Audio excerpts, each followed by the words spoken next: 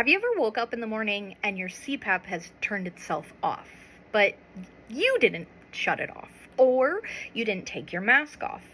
Well, if you have your auto settings engaged, that's giving the machine the opportunity to turn on when you take that breath in.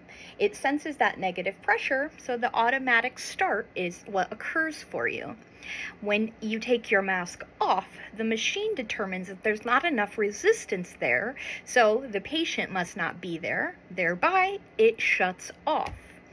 Now, if you have a mask that is leaking substantially, or if you have a nasal mask but you're leaking from your mouth, this could also be the culprit as to why you're finding that your device shuts off by itself.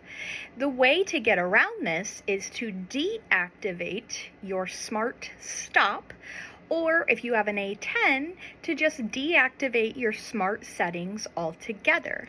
The great part about the A11 is it has a smart start and a smart stop, but the A10, both of those features are grouped together in just the smart start.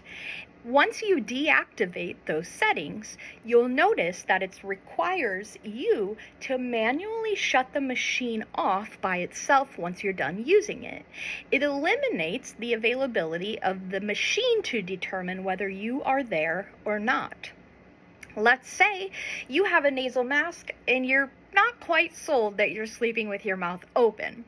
When you wake up in the morning, the machine gives you a little stat profile. It tells you how many hours you used your device, gives you those silly little sad faces or smiley faces. Well, the leak should be a sad face, right? But if you want to see the exact number, then what you can do is scroll down just a little bit further on that stat screen, and it should actually give you some further information.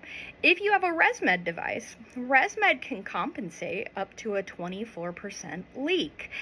If that number for the leak is higher than 24, then you've identified that you certainly are sleeping with your mouth open. At that point, you can use a chin strap, use mouth tape, or you could try and trial going to a full face mask.